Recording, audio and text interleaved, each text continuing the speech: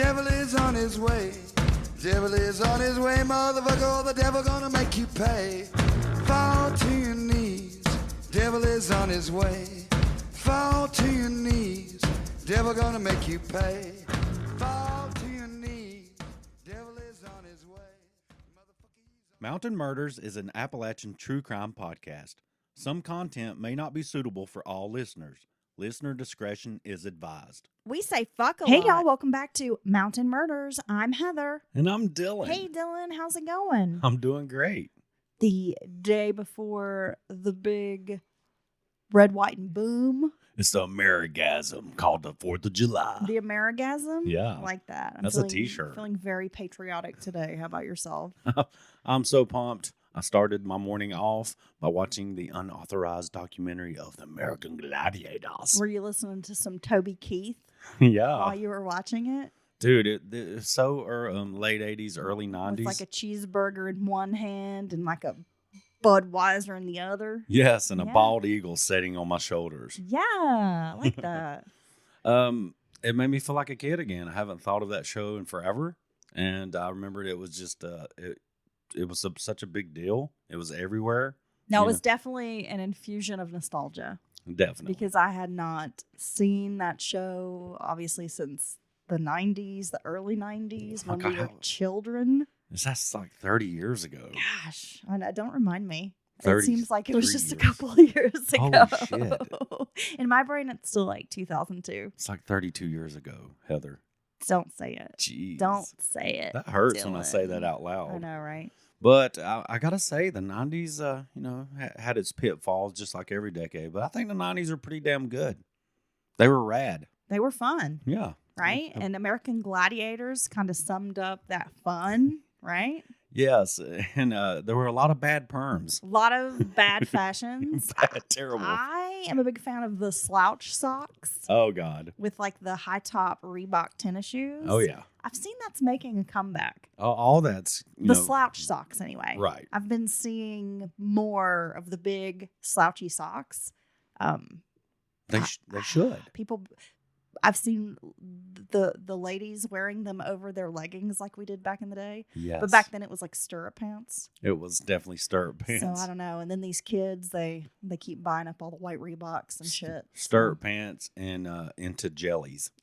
Okay. Dude. Oh my God. 90s just finished on my face. Yeah. So it's definitely worth a watch if you are maybe of our generation. You remember Definitely. the Gladiators. I have to say, they've aged very well, Dylan. It reminds me that I should probably get my ass to the gym and start eating more vegetables because they look great. They do look great. And it's a testament, I guess, to clean eating and staying in shape because I think in their, they weren't just in the gym pumping iron. They were athletes who performed on a daily basis, basically, contending against regular folks, if you will. Absolutely. Yes. Ice, she was awesome. She was kind of a hype man. Like I kept asking you, who's the lady that keeps running around the stadium, like getting everybody psyched up for the show? Pointing to and the then heavens. I realized, it was Ice, and she was a badass. And she looks like a Greek goddess chiseled out of marble. She does. Oh my God. And then there was Nitro. Oh. Now I remember being a kid and having a crush on him, and he's aged very well, like a fine wine, I have to say.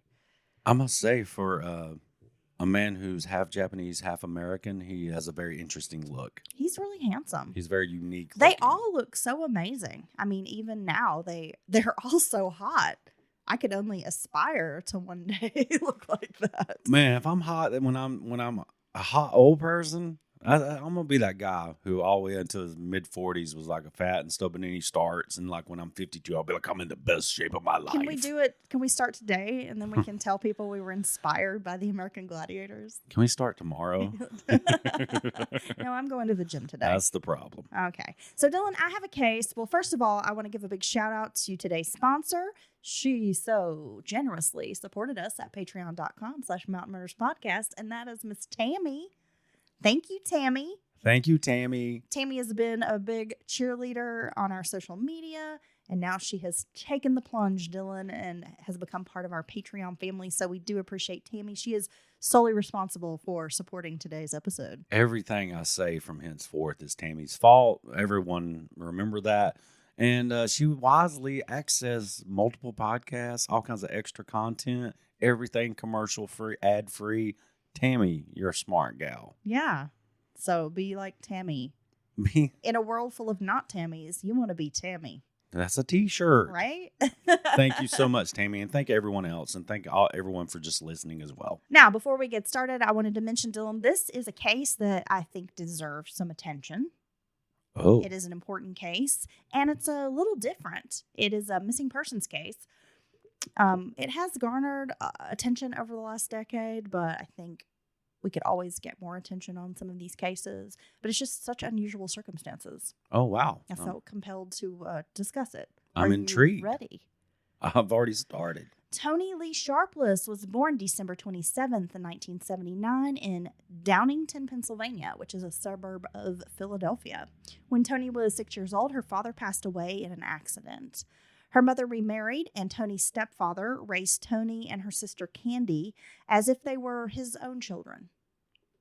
Very noble. Life was good for Toni by all accounts. She had a loving, supportive home, but Toni struggled with bipolar disorder from an early age, though she would not be diagnosed until adulthood. And that is a very precarious situation to be in, Dylan, if you're having these symptoms, possible mental illness, but you are not fully aware of what exactly it is. You're not being treated appropriately. I mean, this can be very difficult. Oh, yeah, for sure.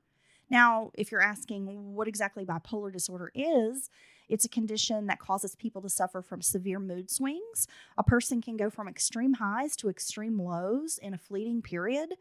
So not a good combination, especially if you don't understand what's happening in your own brain.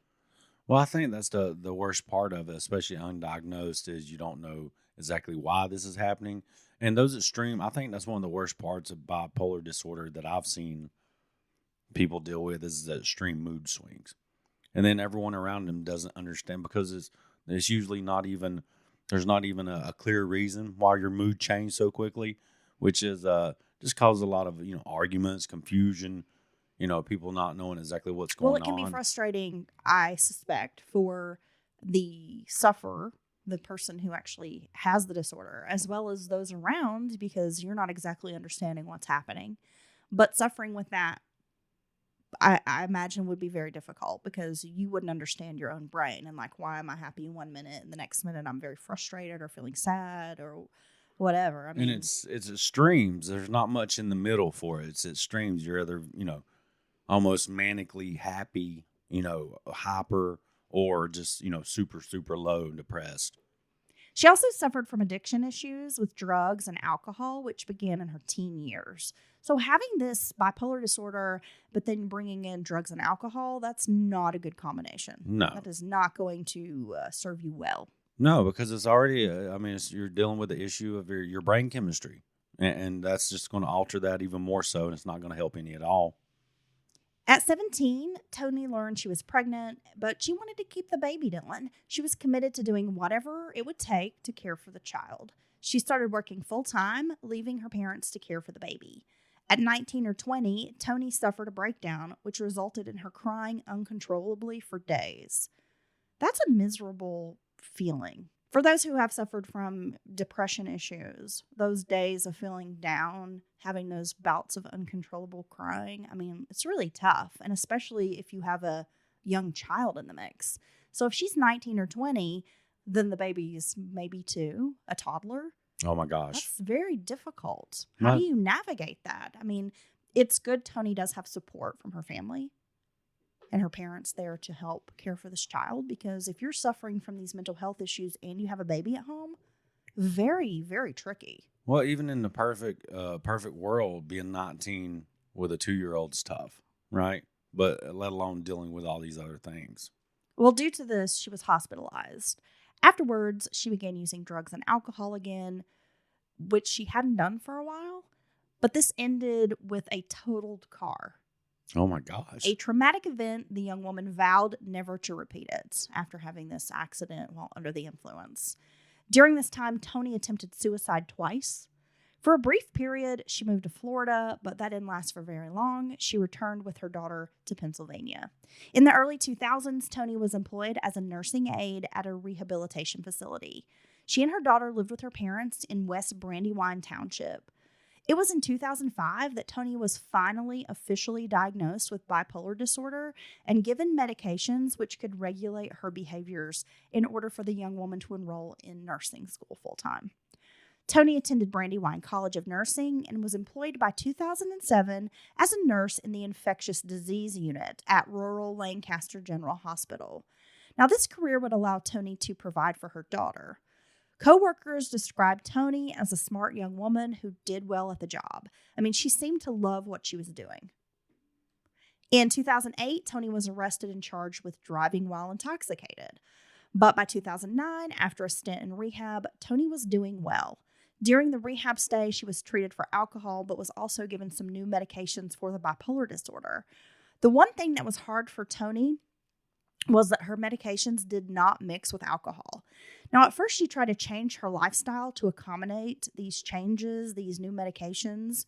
She was staying at home regularly, trying to avoid settings where there might be alcohol. She wasn't really hanging out with friends. She wasn't partying. She was solely dedicated to her sobriety, being a mom, and working. And that's when you know someone's serious about their sobriety, when they, stop hanging around with the same old crowd, and they go out of their way to avoid these situations because they're being honest with themselves. It's very responsible. Yeah, they know that if I'm around that, I'm probably going to use it. So the best thing to do is get new playmates, new playground, new priorities in your life, maybe some hobbies, or turn your attention to your children and concentrate on their well-being.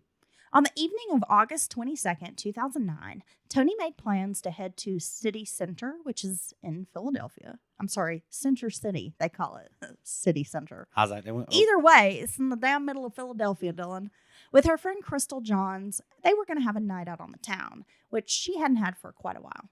Because, again, she's kind of avoiding the nightlife. But she's been doing good, handling her business, so I guess she feels that, she can responsibly, have a good time. Yeah, it was a Saturday, and Toni had finished a long shift at the hospital. She was like you, Dylan. She worked those 12 hours. I used to work 12 hours. She was feeling down because a patient had taken their own life by jumping out a window some weeks earlier. And a friend's brother had also been involved in a fatal car accident recently. So she was not feeling the best. She was a little bit down and out about these things. So on Saturday morning, Toni headed to her sister Candy's apartment. They spent time hanging out with the children, and Toni helped her sister clean the apartment. I wish I had a sister that would come over and help me clean. I wish you had a sister, too. Oh, no, that would help you clean. Was that a bad? I was just a kid. My sister probably would have better taste than me. She probably wouldn't have anything to do with you. Now, afterwards, they picked up Toni's 12-year-old daughter and went on a shopping trip. Toni and Candy were joined by Crystal Johns, who was a longtime friend of Toni's, but she hadn't spent time with her in a while. So it seems like they kind of grew up being friends and maybe had some sort of falling out in their late teens. But here they are, like years later, reuniting and just kind of picking up where they left off. Nice. Now, I was going to say, tragic car wrecks, fatal car wrecks are a very, very, very bad thing. I've known a person or two that's known someone or had a family member. And I think it's just the randomness of it. And plus, it's they weren't out doing some, crazy, extreme thing. You're riding in a car, which we all do all day, every day. Or we do it really very often from an early age. So I think it's just it seems to really leave a hole in someone's heart when they lose someone like that. Yeah, it's tough. I mean, yes. Now, according to everyone, Toni was pretty happy on this day. She was glad to be reuniting with her friend that she hadn't seen for some time. She's hanging out with her sister while they were shopping. She picks up some new clothes, gets some hair dye. It's a good day. It is some, these are some good purchases, Dylan. Yeah? Well, yeah. These would make you happy. Well, yeah, this is what I spend my money on. Oh, man, you should see. Heather got a package earlier. Clothes and snacks and hair dye. It was just a big old, it's like she emptied her card out online and they just sent all the things. Well, I did, but it was all very inexpensive because it was one of those fast fashion sites that we will not mention because I will be shamed and canceled. We will not mention it, but she was so happy when she had But her you know, haul. when I get a $4 sundress, I'm tickled pink. Her dollar earrings. My dollar earrings. All right. Yes, all of my accessories are $1 or less. Dylan. So Tony's feeling like Heather. She's got getting some new gear. Got some new duds. Yeah, some new little accoutrements. Gonna touch up the color, right? Yeah. Get spiffy. Be ready for a night out. Do you remember being young, Dylan, and having a night out plan? Maybe you were going to the club or something with your girls, and you know you would spend the evening like getting all dolled up together. You put on your new fit. You'd be really feeling yourself. Oh, look, if you had the new outfit with some new boots or shoes, new underwear, new socks, like the whole thing, oh my gosh. You can't tell me nothing. Oh wow! Tonight, You had on your new underoos. You would start getting ready at like it would literally be like an all evening. You know, after work at 5 or whatever, heading into the weekend, Friday. You know, you'd be chilling, maybe a little pregame. You know, holler at your boys. You know, you call your crew, I'll call my crew. We can rendezvous at the bar around 2, right? Yeah. Biggie said that. Well, and I have been out with you before, and I do know it is like an all-evening event for you to get ready. I like getting ready. He likes to shower. Gotta He be- shaves. He likes to moisturize. Yes. He likes to wait and let the moisturizer sink into his skin. Yes. Then he goes back and he like grooms some more. Oh, well. He spends like 30 minutes doing his hair. Yeah, It and takes just look like a Dylan big fat ass. It takes Dylan a really long time to get ready. And I smell good. Well, you do. But I have to say, the other night I walked through the kitchen and you just about gagged me with Well, the look, cologne. I'm gonna bro. tell you so what. I'm just saying, like, a little goes a long way. Okay, right quick. A little goes a long way, Dylan. Little clarification. I'm not that guy who bathes in it. You're not going to taste Dylan when he walks in the room, okay? I had, and it's Okay, I don't. Look, We don't need to know the details. I used Dylan. it as air freshener, and it was cologne It spray. was bad. And it was too much. It was nauseating. That was abnormal. Okay, leave your Stetson in the bathroom. I should have just left it smelling like shit in there. Stop. See, we didn't have to go that far. All right. So here she's about to have a great evening. We just saw a dip in listenership. Yeah. Yeah. Okay, so Crystal said she was going out to a nightclub to meet up with some friends, and she has invited Toni to go along.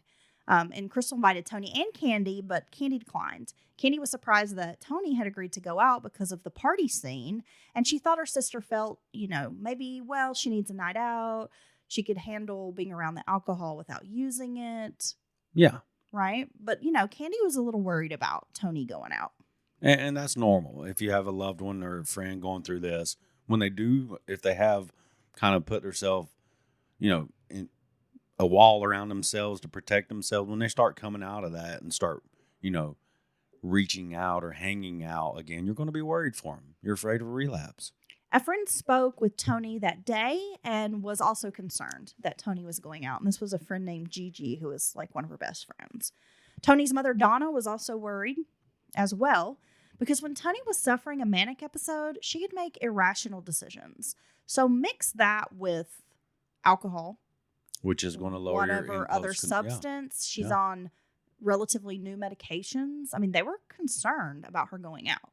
They weren't sure that this was going to be a good choice. Oh my gosh. Right? So while Toni mostly took her medications as required, she sometimes would stop taking it because she was feeling good or feeling better. So the day before Toni, this would have been a Friday, she had phoned her mom, Donna, to ask if she could call in a refill for Toni because she was almost out of her prescription. Later, Toni's mom will question whether Toni had not taken medication for several days, or if it had just been like that day, like she had just run out, or if she had gone a couple of days without her medication. Right. And I can, I know people that take daily meds, maintenance meds, and it's even some of the more minor things, maybe not even the kind of issues Toni or she was dealing with.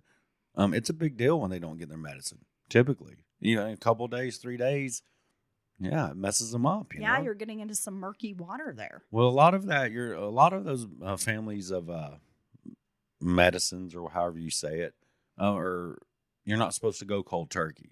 You're supposed to wean yourself off of Well, them. yeah, because especially these, like, what are they? SSRI and things, inhibitors. they can they mess up your brain chemistry. And they're like heavy So meds. If taking yourself off of these cold turkey can have disastrous results. And they're like, I don't know if the term's right.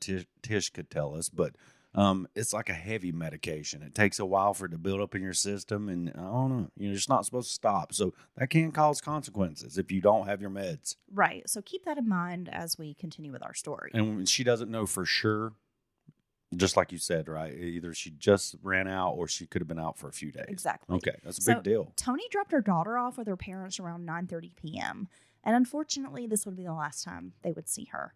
She was wearing black pants and a turquoise top with sandals, and she headed out for the night driving her 2002 Pontiac Grand Prix. Crystal Johns wasn't aware of Toni's bipolar disorder diagnosis or that she was not supposed to be drinking alcohol. Because again, they've been friends. They had this falling out. They're sort of reuniting and hanging out again, but Toni has not shared this information with her. Well, yeah, you don't really, hey, my old friend, we've reunited and hanging out again. I've had all, you don't want to talk about all that with someone, I mean, it's kind of, not embarrassing, but, it's not something you really lead with, Some others will come out and say that they did not think Crystal Johns was the best influence on Toni either. The two young women first hit up Ice, which is a club in King of Prussia. Wow. Then they drove to Center City's G Lounge in Philadelphia. What? The G Lounge. I want to start the night at Ice and then go to the G Lounge later.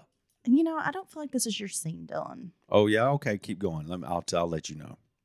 You're not a big dancer? Oh, no, but I'll post up in the back. I'll post up my back against the wall and hold my drink awkwardly and do that guy against the wall moves. Like shake your head back Slow and forth, like swings. sway and... Yeah. Okay. Yeah, hand in one pocket. They met Matt Green, whose brother Willie played for the 76ers basketball team. Have you heard of Willie Green? No. Okay. Well, it hasn't been fully stated what the relationship was between Crystal and Matt, but it has been suggested it might have been kind of like a casual hookup relationship. Oh. Maybe friends with bennies, as they say. Dylan? I'm friends with you, but I don't really get much benefit out of it. Oh, nice. Cool. You've been working on that one all week. You ever I've never done the friends with benefits thing. Well, there's no benefit to being your friend. That's why. The other people figured that out. Just throwing her softballs here, folks. Yeah. Yeah. Eventually one's going to slap you in the face. So the girls received VIP treatment at the G Lounge. Dylan, have you ever been to a nightclub where you got VIP treatment, where you got to go sit in the little roped off area or something? No. Me either. Or bottle service. Yeah, never. Yeah. Well, I don't. I think that's. I don't know if. I guess those types of clubs weren't really prevalent around where I was young. You know what I mean? Well, yeah. I mean, with full on bottle service, and you weren't getting that at Thunder Ridge, which was the only club around in Maggie Valley 20 years ago. Yeah, and it'd be a $35 bottle of champagne that they bought at Ingles. It's got a sparkler in it. It's the $4 bottle. No, but they're charging you $35. Yeah, and it's just like a sparkler stick from the gas station. It just sets everybody's shit on fire. Everybody's getting burnt and stuff. But still, is that what they do? Put a sparkler stick in it? I mean, dude, they got the light up ice cubes, all kinds of shit, and bottle service, baby, like in the movies. Yeah, I've only seen this in the movies. Is it real? I think it's real. I've only heard about it in rap documentaries. But it's like you're paying this $400 or $500 for a booth, $40 bottle of liquor or $50 bottle of liquor. And you're paying for the booth. Yeah, to rent the booth out. I guess. I mean, I worked as a bartender in a club recently that had a VIP booth. You could buy the booth for the night. Would people get it? Hell no, people cheat. I just stand near the booth and try to listen. I guess it's just never been that important to me, and I wasn't hanging out with celebrities. So, well, I've always, even as a younger person, had sticker shock on prices. It just doesn't. How are you charging me $13 a shot? It just seems like a waste of money. Yeah, it seems like a straight up waste of money. Never been that important to me. But they're getting the VIP treatment. So they're doing it big. They're hanging out with Willie, who's a well-known basketball player in this city. He's a very celebrated, player. Got the entourage. I gotta say, high rolling. I'm worried for her. Balling. I'm worried for her too in this environment.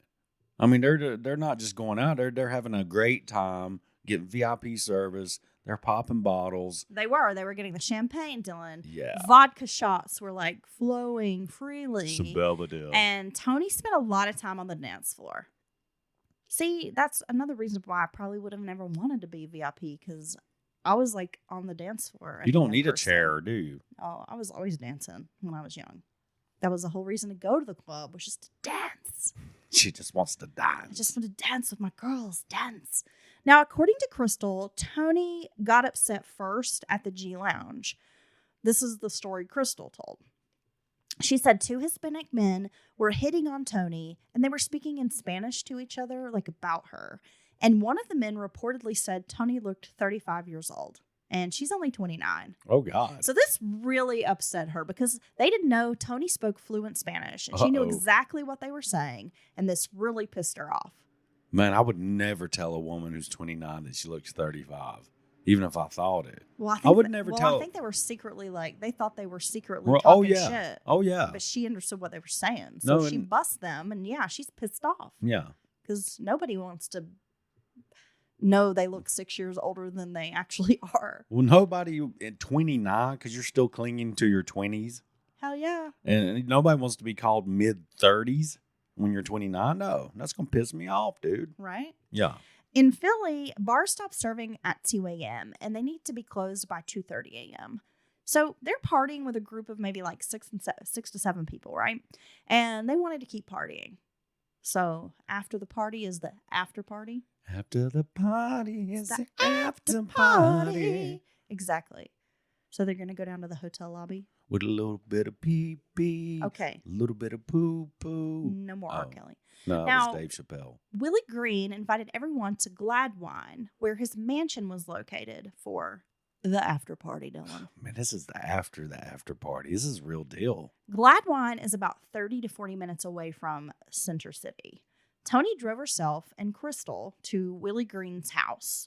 Toni was operating on 36 hours without sleep because, remember, she had worked some shifts and she had just gotten off shift that morning. She's got this whole thing with the medication, and we don't know if she's had the medication or she hasn't had the medication, so that's a problem.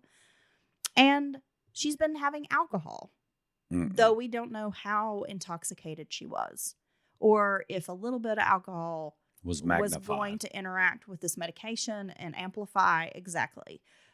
Or she could have been drinking a whole lot. So we're not really sure about that. Now, Crystal denies that she nor Toni used drugs that night. She said it was just alcohol. There were no drugs involved. Toni had a brand new cell phone, but was unfamiliar with the area of Gladwine. So she had a really tough time using the GPS to get out there. And it was Crystal Johns who finally figured out how to use the GPS on this phone. Damn it. Crystal finally figured it out, as I mentioned, so they could get out to Gladwine. And if you're unfamiliar with this area, Gladwine, it's a pretty expensive, affluent suburb, Dylan. It's one of the most pricey neighborhoods in the United States. Really? Green's house was about a $780,000 mansion that was purchased in 2006. So you can imagine it's probably tripled its value by now. Well, I mean, if you like that kind of thing. Big, fabulous, nice houses. With granite countertops and marble and... Well, if it's a real mansion. Now, if it's a Mac mansion, then, they've just, same drywall that's in my shitty house. We don't even have drywall. We have plaster. Oh, we do have, like 6-inch thick plaster, bud. Because we live in an old house. Now, I don't know exactly how many people were at the house, but it seems like it was Willie, his brother Matt, their uncle, another woman named Crystal, and then Toni and Crystal. And there might have been one other person, but reports are not clear, right? So the other Crystal, as we shall call her, reportedly did not seem too happy that Toni and Crystal Johns had come to the after party. Uh-oh. She was in her feelings about this. She had maybe a relationship with one of these men. She did not like this other 2 women. Well, and it's like kind of inching in on her territory. Yeah, and she's the OC. She's the other Crystal. And it's like showing up at a party in the same dress as someone else. You both Crystals. You want to be the only Crystal. And now there's 2 of you. Is that what happens when you show up to the party in the same dress? Well, one of you's got to change. I've seen this happen for you, and you were not happy about it. Yeah, I know. You showed up to the bar, and the guy was wearing the same shirt as you. Yeah, I know. And then Dylan just spends the whole night staring him down. Like you're trying to fight him. I'm Yeah. like, calm down. I'll be like, Calm down. You both bought the same Wrangler button up at Walmart. Chill out. and then you're totally surprised that someone else has this shirt. Yeah. You bought the 3X Wrangler button up from Walmart. Yeah. Okay. True story. Yeah. Dylan goes to a funeral and like 4 people are wearing a shirt he owns from Walmart. And I almost wore that and shirt. you almost wore that shirt. I know. It's kind of funny. I was like, oh my gosh. I was like, well, everybody here buys their shirts at Walmart. It's cool. Now, Toni texts her daughter around 2:57 a.m. from the Schuylkill Expressway. Her daughter said that she couldn't sleep. So Toni sent her back something encouraging her, go to sleep. I'll be home soon. But there's no proof that Toni actually sent this text. Just saying. But it's a typical, you get a message from your child, as a parent, you're probably like, I'm not coming home right now, but go on to bed and I'll see you soon. Well, no, you'd be like, leave me alone. Stop bothering me. I'm trying to have a good time. I'm trying to forget you. Is that what we text our kids? Yeah. Like, leave me alone. Like, matter of fact, I might need you to swing up here and give me a ride. If not, but I'll call you. Don't call me. Exactly.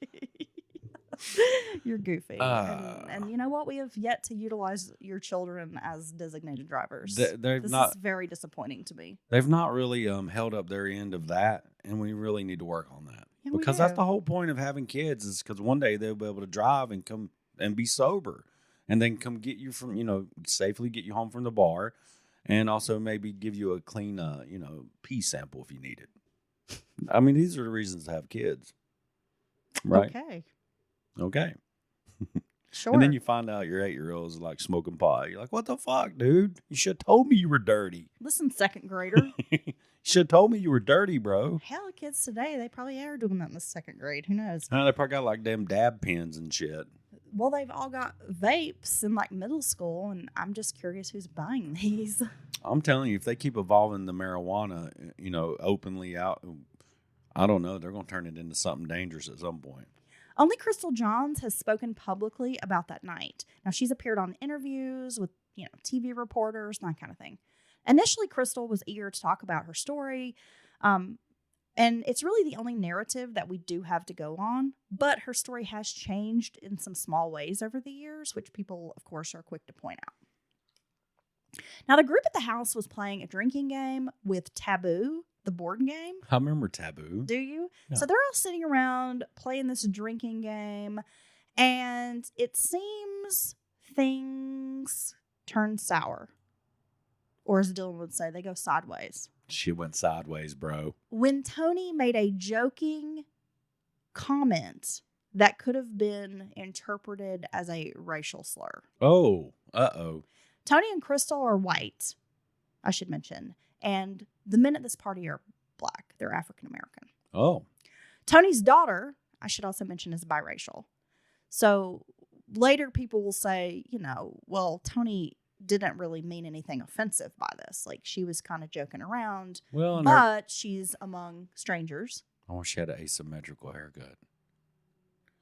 Now, they've been drinking. And this is what happens. Everybody's carrying on, trying to one-up each other. They've probably been ribbing each other, having fun, laughing.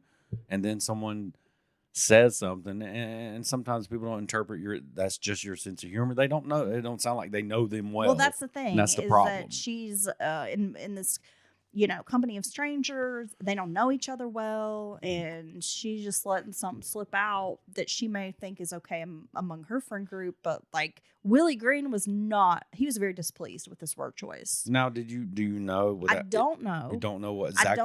Exactly what was said. Okay. But he was very displeased with the word choice. And he tells Toni, like, I'm not okay with you saying that. Okay. And I think maybe, if that's the kind of like language you're going to use, you need to leave my house. Well, and he has every right to do that. Exactly. You're in his house. Yeah. And don't be disrespectful. No. But Toni loses her cool. Yeah.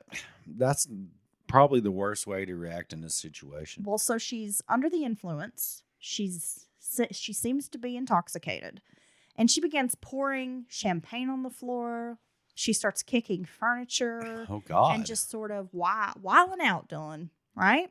So the men told Crystal, you need to come get your friend. Get your girl. And one report, Crystal stated that she was in the pool when this happened. And so she had to get out of the pool and come in the house and try to get her friend. And they are like, trying to calm her down. But Willie Green was like, you two need to leave. Okay. Toni was angry. She's crying. And she grabs her car keys. Starts to walk out of the house. And she's, yelling profanity and obscenities at these guys. And they're all kind of taunting her at this point. She's like, look here, you son bitch. The guys start joking and saying things like, don't hit any of our cars on the way out. Which made her like even more angry. Because they're kind of like poking the bear. I've seen these I've seen not this exact situation, something similar. I've encountered situations like this before in the past. It's like you don't even know what happened. Exactly. You're trying to figure, like, if you didn't see it happen, other people are trying to figure out what's happening. So the couple of people are like super pissed off, and everybody's like, "What the hell?" Because you was just having a good time. Yes, it's a very confusing situation. It is, especially like you said, if you're not right there to witness exactly what's going on, Yeah. and then if someone comes to you and they're like, "You need to get your friend out of here." Yeah, I mean, I've had that happen before, and it's like embarrassing because you're like, I don't want to be associated with this kind of behavior. No, but you know you need to get your friend out of there. And your friend's kind of ruined the evening. So then you're thinking, well, how do I handle this? Do I scold my friend or do I just get them home? oh my God. I mean, it's just not. It's drama. And nobody wants drama. My buddy got me and another buddy thrown out of a bar one time because he's just drunk as hell. I had a friend get me kicked out of a bar. Front. We don't even know anything's happening. We're living our best life, inside the club. It's packed. And they come and get us, like the bouncer, and like, what's happening? And then like he's out front. He's already had an altercation with somebody. He can't even stand up. And as soon as we come out, he starts, he sees his buddies. He starts cussing again. And the police are coming. It's like, what? We went from 0 to shitty. And like a heartbeat, buddy. I know. I had the same experience. I was sucks. in San Diego. I'm at a nightclub, Everybody's dancing, having a good time with my girlfriends. Yeah. My roommate, who was, how do I say? She's from the Bronx. Okay. She can be a little abrasive. Right? You notice her in a room. She's very loud and she could be a little abrasive. Okay. But And some people just like that. She went out like a back door and had it kind of propped open and was smoking. And one of the bouncers came over. And at that point, my friend and I had kind of tried to find her. And so we're approaching like as this interaction is happening. And the bouncer's like, you can't smoke there. Okay. And she, being kind of a smart ass, we were all active duty military. She like snaps to attention. Is like, sir, yes, sir. And he loses it, this bouncer. Oh. Like, don't you be disrespectful. Oh, I am former military and you're not going to talk to me like that. And come on, dude. And I was like, dude, we're all military. Like, Chill out. She's, she's drunk or whatever. Just don't. I'll get her. And he's like, no, she's out of here. Kicks us out. Right? So he throws us out one door. Well, we come around the front and go back in. Oh. Because I was like, I ain't about to have my night ruined. So I'm like having a great time. I'm out on the dance floor, like living it up. This is like some hours later. And homeboy spots us like 2 hours later and is like, yeah. I threw you out. I threw y'all out. Then he kicks us out. You got kicked out twice. I still have an open bar tab. And I'm like, my credit card's in there. I need to go get it. So then he has to go get my card, scan it, like swipe it, and bring me out the little thing on the street and have me sign it. And so by then we're all sort of being obnoxious. Yeah. And there's like people standing outside like making fun of him. Like, you kick some girls out of a bar? Oh. Ooh, big man or whatever. Anywho, it was embarrassing. But by the end of it, I was also kind of being a little obnoxious because I was like, what a tool. I'm just sitting here thinking about He feels threatened by some like 5'4", 100-pound girl. your cute little ass. I bet you was something else, baby. Yeah. Yeah, I was. I was about 80 pounds something else. 80 pounds less. Anyway, alcohol, shenanigans. And ass shaking. They just don't mix, It does right? not Like mix. somebody's going to end up getting in trouble. I bet you shook your little ass so much back then. It's probably just shook when you was just walking around, just little. I just dance like Britney Spears. I just spin. You twirl. You was the tweaker by the speaker. No, that's actually not true. I was the dorky one doing like the Roger Rabbit across the room. Oh yeah. Like trying to break dance. And see, then that I'd would be the like, one that- Oh, I broke my knee. Help. That would be the girl that caught my eye. I think I tore my ACL trying to do this breakdance move.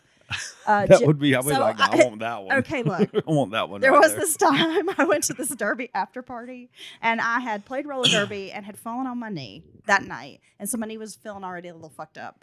Then I go to this party, and for some reason, probably Stoli encouraged me to breakdance because I had been trying to practice some breakdancing at home in the privacy of my living room when no one was around. So I'm like, I'm going to bust out this move. And it's like one where you kind of get on the ground and like spin your legs around in a circle, but like under your hands, if that makes sense. Yeah. Almost like when you're on that, what is the horse? Pommel horse? Yes.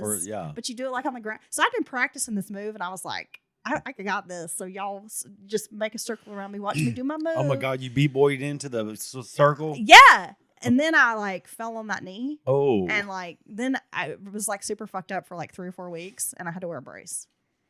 Was it worth and it? People were like, what happened to your knee? I was like, it's a derby accident. But I really needed to say really it was a breakdancing at the after party accident. Yeah, it was breakdancing, electric boogaloo injury. I had like a contusion in my knee. Yeah, it was pretty bad. Okay, moving along. Enough of that. Now, once outside in the car, Toni accuses her friend Crystal of laughing at her. So Tony's just had it with everybody. Yeah. So she not only turned on the host and his friends, but Toni projected her anger onto Crystal as well. She began accusing Crystal of making fun of her. You were laughing at me. You're enjoying this. No, I think this could be easily attributed to her bipolar disorder. I mean, on this thing, I've had experience. I knew somebody that had this stuff. Oh, yeah, I know you know some. You've got experience. Baltimore. We won't talk about it. But once they're... Okay. They get so fucking mad. And I'm not saying this in a bad... I'm just saying I've seen it happen. They get so angry. You can't... Even when everyone around them is trying to calm them down, almost makes them more angry, if that makes sense. And it's just... And once you remove one antagonist out of their environment, they will quickly seek another antagonist. It doesn't matter who. And this is just like her turn on her friend.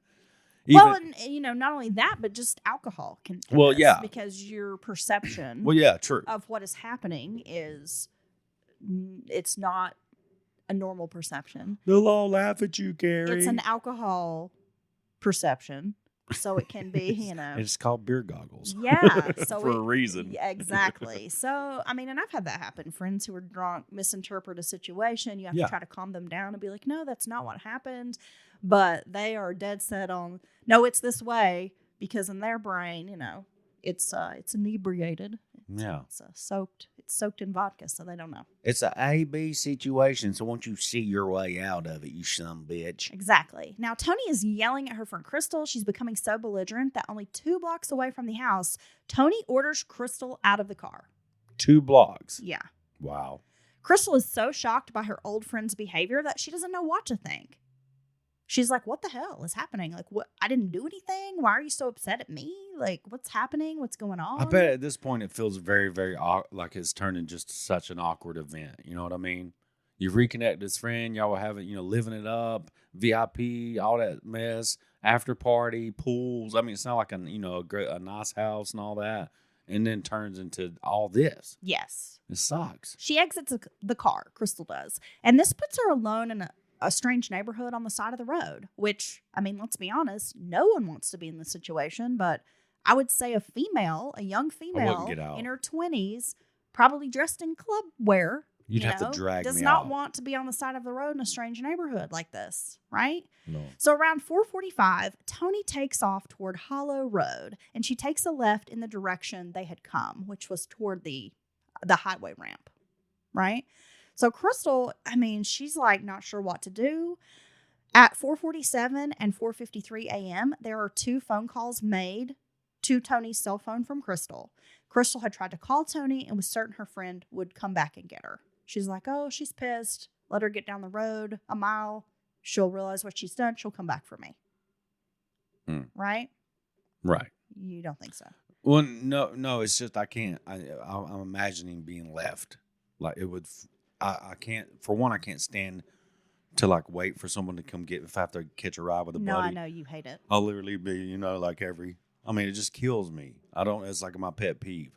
But I would be totally freaked out if I got out of the car, even if we were still arguing. They just took off and like truly left me. It would mess me up. Crystal said she tried to call Toni again. She's certain her friend's going to pick up the phone. She doesn't pick up the phone. Crystal's calls go straight to voicemail. Okay. To her, it was obvious that Toni had turned the phone off. Yes. Toni's phone last pinged at a cell phone tower that served the party area in Gladwine. And that was the last time we would have any pings on Toni's cell phone. Okay. Now, Crystal told the ID show, Disappeared, that she was within visibility of the house and that some of the men were shouting at her, like, to come back. Just come back here. Whoa. So they're still that close to the house? Yeah. No way. Supposedly. Now, she stated, however, she was embarrassed about what had happened and just kept walking in the direction of the interstate, hoping that Toni would come back and pick her up. Oh, my gosh. Crystal felt alone, abandoned, and scared. And there's no telling how intoxicated she was. But some accounts say she was far enough away from the party that she didn't know where to go.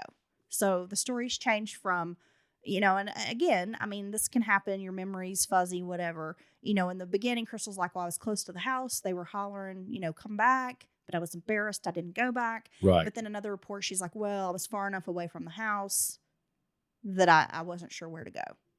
So, again, I'm not 100% sure. That seems like I know that over the time, minor details can change, but that seems like a very, very important detail. That doesn't seem like something you would be unclear on. Does that make sense? Either you're only a block or two from, the house where they threw you out, or you're not. I mean, there's not really a gray area there. Crystal sat on the curb calling family and friends until she was finally able to reach her 17-year-old nephew, who agreed to come pick her up. At this point, Crystal was mad at Toni. Yes. And the last activity on Toni's cell phone, again, was from Crystal. Crystal then called Candy, Toni's sister, and left a voicemail message explaining what had happened. And this is like, your sister kicked me out of the car. I'm trapped here on the side of the road. I don't know what's going on. I do have some of Toni's things. I can bring those and drop them off at your apartment tomorrow. Okay. You can let her know I'll bring her stuff tomorrow. So it sounds like Crystal at this point was just kind of like, I'm going to bring you your stuff. I'm done with you. I don't want to hang out anymore. Make your head get smaller. Make your head get small. Now, when Candy got this message early in the morning, she calls her mother Donna. And by now, Toni has yet to make it home. So the family, concerned, along with Crystal, began calling various police stations to see if she's been pulled over for a DUI. That's their first thought. Then they phoned hospitals, thinking that maybe Toni had had some kind of accident. Oh, my gosh. So they're spending this whole next day, the 23rd, trying to find Toni, calling everyone they know. Hospitals and police stations, not able to reach her on cell phone. I imagine they were really panicked. Oh no! If you're calling police stations and seeing someone's either in jail or the hospital, you're already panicked. You don't know what else to do. It's around 9 p.m. on August 23rd that Crystal calls the West Brandywine Police Department to report her friend missing. Candy actually went in person and filed a missing persons report on her sister. Law enforcement were immediately concerned, given Toni's history of alcohol abuse and struggles with mental illness. Wow. Her family insisted that Toni would never disappear on her own because she was incredibly devoted to her daughter, and they did not believe that she was suicidal. Toni had plans on Monday to take her daughter to a state park along with some friends, so again, they didn't think she would intentionally take off. They're like, look, she has plans with her child. They've been planning this for a while. She's not one to take off, especially, knowing she's got these things to do. That's very important. She's not irresponsible. She's a good mom. I think being out of uncharacteristic behaviors, I think are one of the biggest clues that something's really wrong. I mean, that's as big as finding someone's personal effects and belongings somewhere, because who leaves without all their stuff? And I think something out of the ordinary for that person. And I'm glad these cops seem to be taking it seriously from the get-go. Yeah, about a month ago, I was walking Rufus, and just next door, in the grass by our house, Yeah, a block up the I road. found not even a block, bro. I mean, just literally next door in Oh. the yard, like between the neighbor's house and our house in the grass. I found a wallet, a complete full wallet, and a cell phone. As if somebody had maybe tossed these out of a car window or tossed them on the ground. Oh, my God. And I was like, oh, these are not items that someone would intentionally just leave behind. No. Did someone steal this person's wallet or purse and throw these items out? Like, I wasn't sure. And, or are they in the car and they're like trying to get rid of their ID and stuff or not allow them to use it? I mean, right? what's going to go through your head? Well, being a true crime person, like a million thoughts race through my head. So my best course of action would be, and this was like a Sunday, is I gather the wallet and the phone. And I first tried to see if I could open it was an iPhone, and I tried to open it, but it had a code on it. Because I thought, well, maybe I can text. If there's somebody in the phone, I could say, hey, I found your friend's phone. This is what I'm going to do with this phone. But I walked, because we do live like a block from the police station. I walked up there, I called dispatch, and I was like, hey, I have this person's items. Can I turn it in? And they, took them from me or whatever. But my first thought was like, this person's been kidnapped and someone's flung their wallet and ID and everything out of the car window. Oh, my gosh. This is a person in distress. I need to help them. We need to find them. Yeah. They need help. We probably just dropped it. That's probably just drunk. Just walking home from the brewery, yes. Yeah. Okay, so Toni's car is also entered into the missing database as well. So like the Bolo, be on the lookout. Yes, exactly. Crystal and friends helped Toni's parents and her family print some flyers. They put pictures of the car, and they went all around Gladwine, Center City, kind of all the places that Toni had been that evening, and they hung these posters up, and of course in Brandywine where she lives. Toni's mother and stepfather actually drove to Gladwine to scope out the house, to scope out Willie Green's house. And then they retraced various routes that she might have taken. I was about said that earlier when you were talking about calling the hospitals and police stations. And a lot of times family members will do that. Once that's exhausted, that avenue, they will literally drive the roads or the routes they should take and look literally in ditches for your car wrecked or something. Exactly. Crystal said Toni's car was low on fuel that night, mentioning at some point she would probably have to stop and get gas. So family and friends stopped at gas stations in the area and along the various routes that she may have taken trying to get home, asking if they had seen Toni on the morning she'd vanished. And of course, showing pictures of the car. So they're investigating themselves. Yeah, they're doing everything they can to try to track her down. Toni and Crystal had taken I-76 to the Hollow Road exit in Gladwine. Crystal said when Toni left her, she took a left toward Hollow Road where the interstate on-ramp was located. But at this time, it would have been dark. There are no businesses or commercial areas in this location. Hollow Road also had no entrance ramp leading to the highway, which would be I-76 West. The only ramp led in the opposite direction of where Toni needed to go, which would have been 76 East. If she was intoxicated, Toni could have been confused or lost. She could have taken the wrong ramp and gone in the opposite direction. The wrong turn. And there's also an area around Hollow Road called River Road. And from what I understand, Dylan, it's like a dirt road that follows along this river. And there has been some speculation that Toni could have accidentally driven into the water and drowned. This would explain how she and the car have vanished completely. Yeah. Family and friends drove along River Road looking for skid marks, busted guardrails, and searching the residences around to see if anything looked out of place. However, not much of the area isn't covered by a guardrail or a residential lawn. Driving into water has always been so scary to me.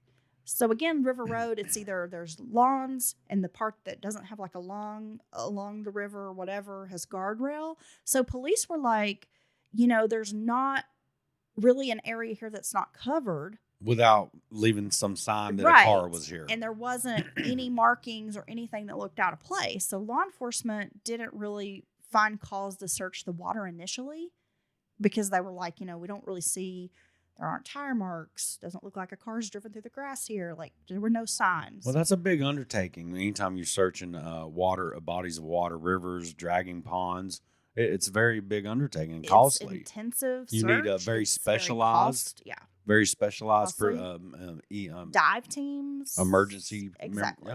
All that. Now, police contacted Toni's cell phone provider and were able to obtain her cell phone records, and her last phone call pinged off a tower in Lower Marion Township at 4:53 a.m., right around the time that Toni left Crystal on the side of the road. Willie Green's home in Gladwine was located right on the border of Lower Marion Township. This would have been the cell phone tower closest to his property. Now, it's possible that Toni turned her phone off shortly after driving away from Crystal, but it's more likely that maybe her battery went dead. This would explain why Crystal's calls to Toni went directly to voicemail. And after Toni went missing, investigators searched a section of the Schuylkill River near the Flat Rock Park boat ramp in Lower Marion, but they found nothing to indicate that Toni or her car had entered the river at that point. Texas EquiSearch agreed to complete a sonar search of the river, and they determined there were a number of cars in the water. A dive unit from the Philadelphia Police Department agreed to assist in identifying the cars, and a large-scale search of the river was conducted. Although a total of 12 cars were found in the river, all of them stolen, Toni's car was not among them. What the hell? But like they're calling some guy up. His car got stolen like 5 years ago. Like, we found your BMW. There's just one problem. It's been at the bottom of the river for 5 years. There's a family of trout living in it. And they say they have squatters' rights. And they've done some remodeling to your trunk. And I don't know if you're going to like it. Okay. They used a lot of shag carpet. Yes, it's orange. Yes, of course it is. There were many rumors going around about the possibility that something had happened to Toni while she was at Willie Green's house. Some people directly accused Crystal and the other partygoers of lying about the events of the night to cover up a crime. But Crystal stated, she was really upset by these accusations, and she ended up going to the police department and demanding that she take a lie detector. She's like, I want to clear my name. Wow. Because this is too much. And I want people to know I had nothing to do with my friend's disappearance. I must say, I may react, and I don't know about agreeing to the lie detector. I have issues with that, but I would feel a sense of fairness and what's right. And I would want to clear my name as well if people were openly suggesting that I was complicit in my friend's, being missing or something happening to her. Absolutely. Now, she was eventually administered a polygraph test, and she did pass it without issue. Law enforcement have stated that they do not believe that Crystal Johns or any of the people who were at the party had anything to do with Toni's disappearance. Police continued to search for the black 2002 Pontiac Grand Prix GT that Toni had been driving, and 3 weeks after she went missing, the New Jersey State Police contacted investigators to inform them they had a lead, Dylan. They had gotten a hit on Toni's license plate number. It had been recorded by a police cruiser equipped with an automatic, I'll get this out, license plate reader in Camden, New Jersey. Spit it out. And this was 2 weeks after she went missing. Whoa. It was another week before police realized what they had and contacted police in Pennsylvania. Investigators were then sent to Camden, but they found no signs of Toni or her car. The automatic license plate reader had taken a photo of the license plate only, and there was no way of knowing who was actually driving that car when the photo was taken. Still, it seemed to eliminate the possibility that Toni had driven her car into the river. Well, yeah. But you don't know, like you said, you don't know who's driving it. But that is interesting that, what you said, 2 weeks later, or 2 weeks after? Yeah. Toni's family knew that she never would have willingly driven through Camden. It's an area with an extremely high crime rate, and she would have no reason to be there. They feared that someone else was driving Toni's car, and they worried that Toni was no longer alive. Once police learned that Toni had battled drug addiction in her past, however, they thought it was possible that maybe Toni had relapsed, that someone who was searching for drugs would have been able to find anything they wanted in the Camden area where Toni's car had been seen. Well, she's already had this night, and she's had some alcohol, and maybe it wasn't the greatest idea to, hang out and do all this. And that could set you up for a relapse. You've had this fight. Now you're mad. You're starting to come down off the alcohol, which you're, not feeling great. I mean, that would not be out of the realm of possibility. To be like, I'll just, find my drug of choice. Fuck it. The evening's already ruled. You start rationalizing. That's your addictive part of your brain, rationalizing. Hey, if you do this, it's going to make you feel maybe better. if I just get some weed. Yeah, if I just this is one time. Yeah, whatever. I'm just going to do it this one time. But you just want to feel good, and fuck them. I'll forget about them, and that can spiral out of control very quickly. Well, her family was adamant that this was not the case. They knew Toni had left that life behind years ago. And although she still struggled with her mental illness at times, she had not used anything stronger than alcohol in recent years. So the drugs, her family was like, you know what? She hasn't done that in a very long time. Like, not since she was a very young person. About a month after Toni vanished, her family hired Eileen Law, a private investigator, to help in the search for the missing nurse. She drew attention to Toni's case by utilizing the media to make sure that everyone in Philadelphia knew that Toni was missing.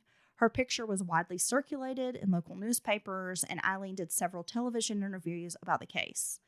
And during this time, Eileen grew very close to Donna and to Toni's daughter, spending lots of time with them working on the case. Eileen was certain that whatever happened to Toni that night was in Camden. She said, quote, "I always thought that. All I care about is finding answers about Toni. I will never give up on the case as long as I have a breath in my body." As word spread that Toni was missing, tips and sightings of her were reported to police. People claimed to have seen her in Philadelphia, Camden, and Lancaster, Pennsylvania.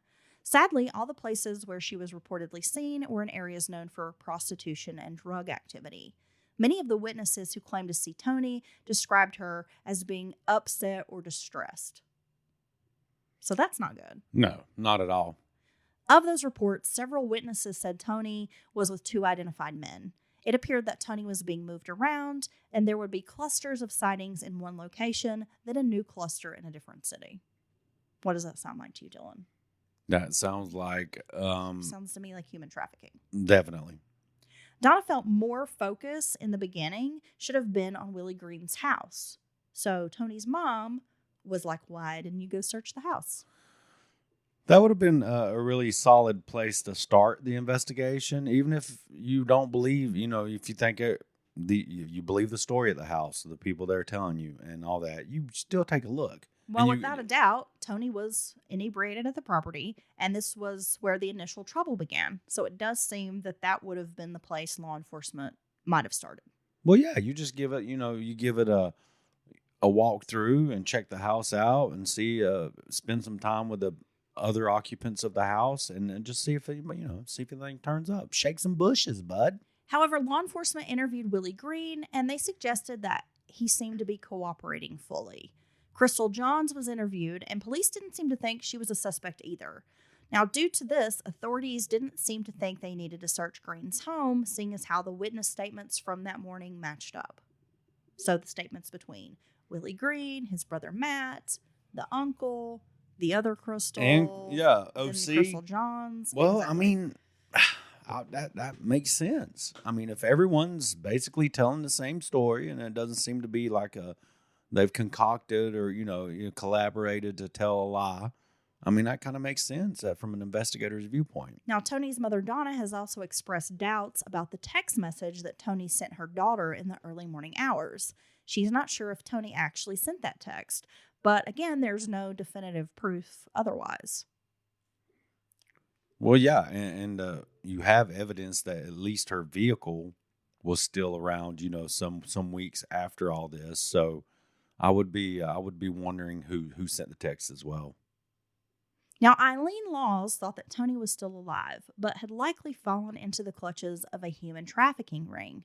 Her theory is rooted in the fact that Toni had only about a quarter of a tank of gas when she left, and Eileen noted that it would have been impossible for her to make it home before needing to stop and refuel.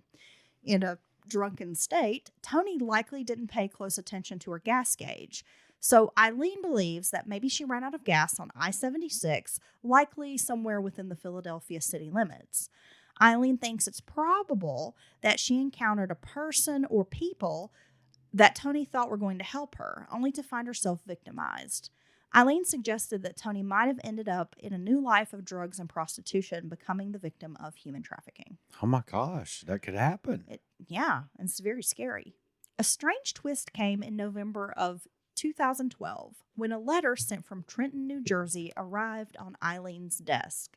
The letter detailed what had happened to Toni, stating that she had gotten into an argument with a police officer, died as a result, and that the writer of this letter was paid $5,000 to move her car from Brooklawn to a chop shop outside of Boston, Massachusetts.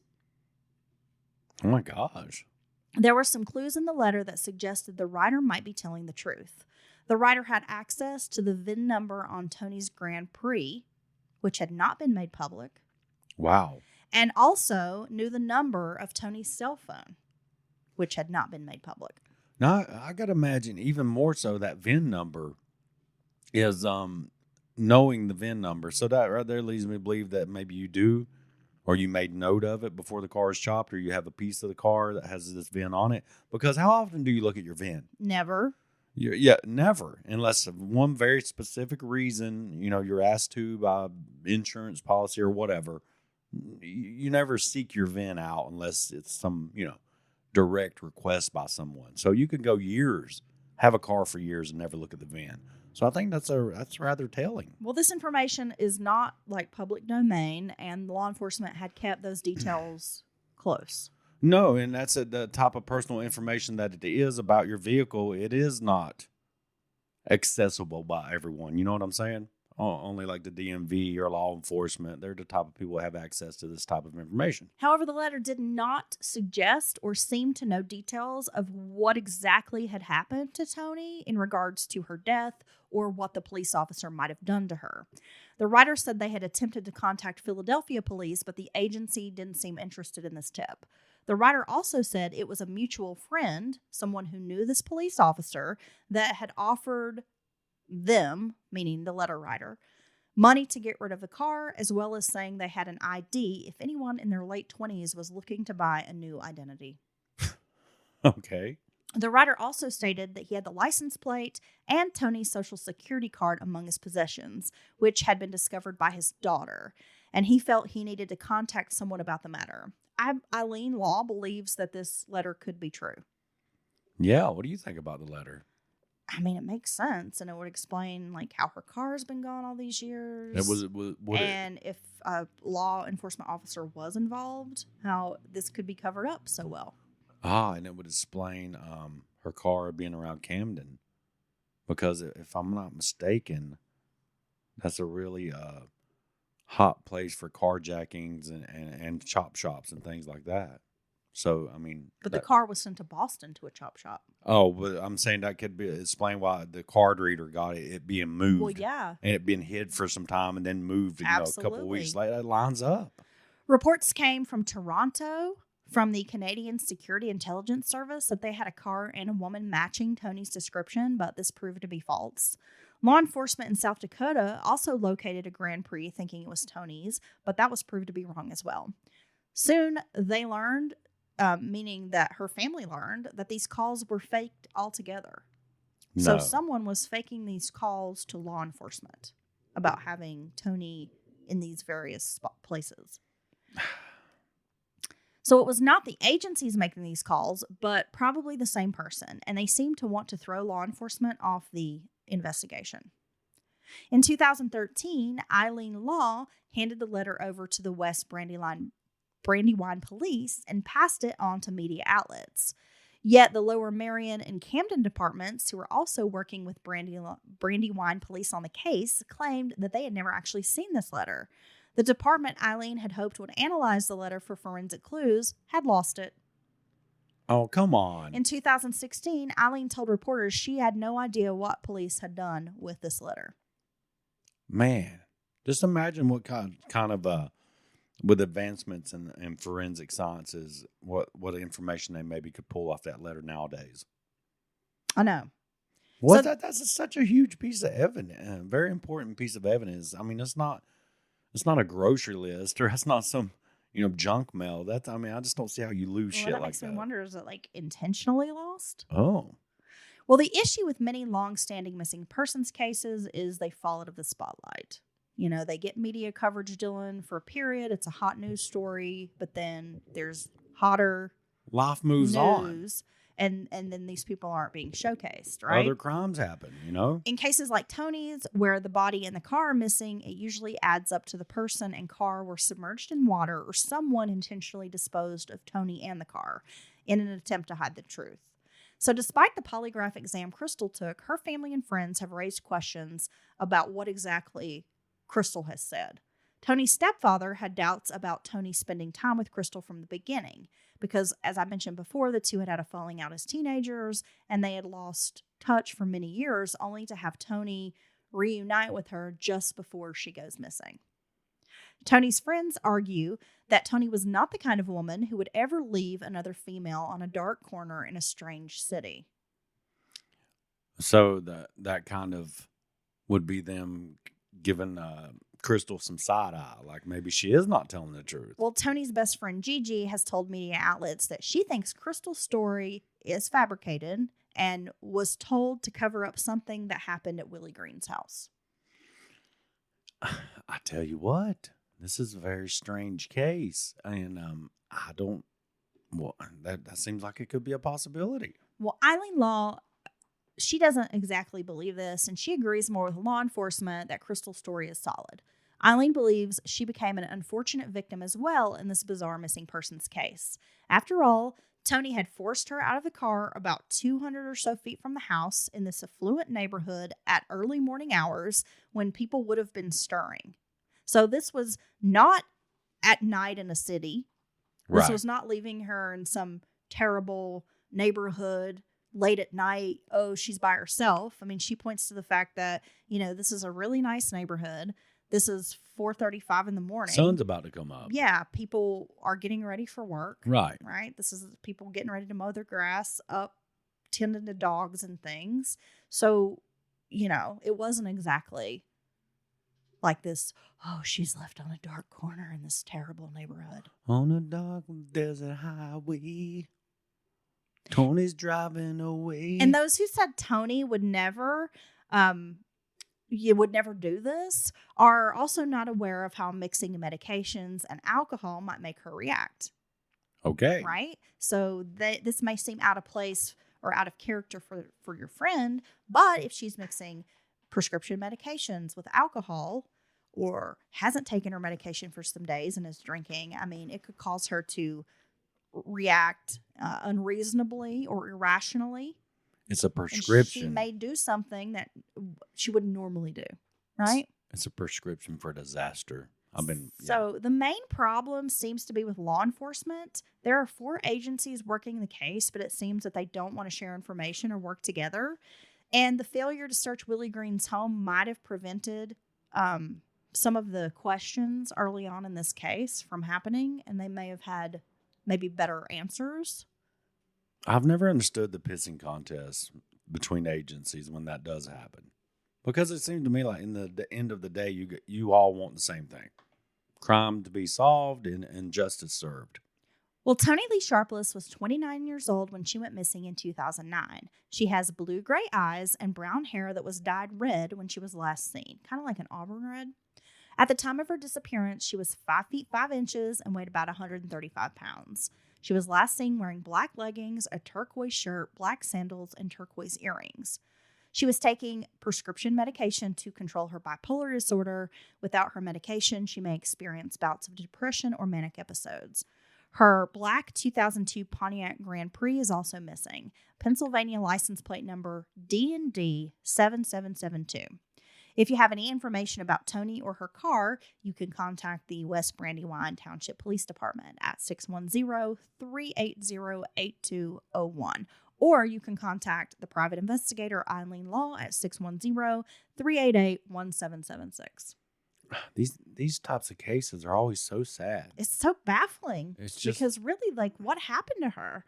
And in these cases where like a person and their car just totally vanishes completely, I mean, like where did she go and what could have happened? I mean, it just leaves so many questions. I didn't think It's of like that. a puzzle. But if the person and the car disappear forever, that does lead me to believe that they're together wherever they are, even if it's smashed up in a salvage yard. Well, that's why at the the bottom mysterious letter, does seem to make sense and would explain why we've never found her car. Well, what if it went to the chop shop? No, I mean, it's already a chop shop. So I feel like organized car theft rings is pretty significant organized crime. You know, that's not your usual petty crime guy. That's a criminal organization.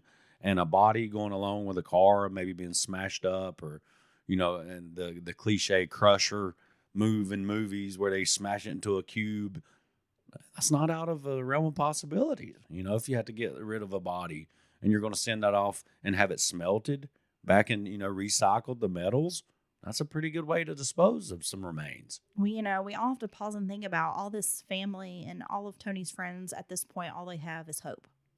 That's what's so sad about it. No closure, no idea, and your imagination runs wild. And just as every year goes by, you probably lost all hope.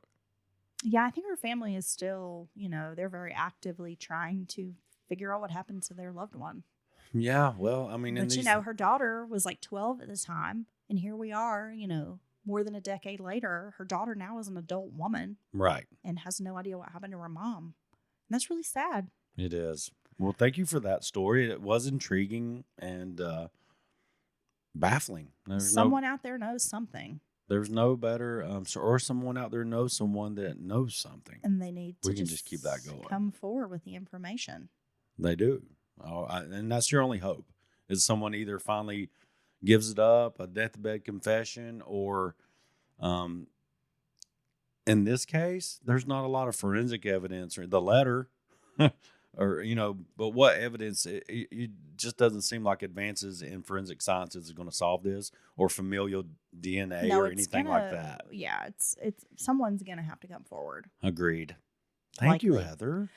No problem, Dylan. And I want to thank Tammy again. Thanks, Tammy. Thank you for your sponsorship of the show and this episode over there at patreon.com/Mountain Murders Podcast. And for all of our American listeners, happy 4th.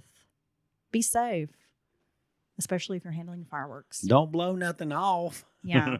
I think no one wakes up on the 4th thinking, this will be the day I lose 5 fingers. You got to be like so be careful. The ancient proverb, be like, open hand firecracker, okay. Closed fist, not okay. What is the video that went viral where there's the fella in the wheelchair and the fireworks are going off? No, dude. And they're like yelling at him. What's his name? Is it like Larry or something? It's Terry. Terry. Back up, Terry. Oh, God, back up, Terry. He's like in a motorized chair. Yes. And like he can't get out of there, and the fireworks going crazy beside him. And that guy, it's a classic. Look it up. Yeah. Back up, Terry. We'll probably pull it up. That's so great. I'm going to look at that video again for the 4th. Yeah, I always think about that video on the 4th. Yes. So wherever you are, just remember, back up, Terry. Back up, Things Terry. Get a little hairy. Get out of there. Okay, guys. We'll be back on Wednesday with a brand new midweek. I can't wait. And thank everyone for listening. We'll see you again soon. Always. Bye. Bye.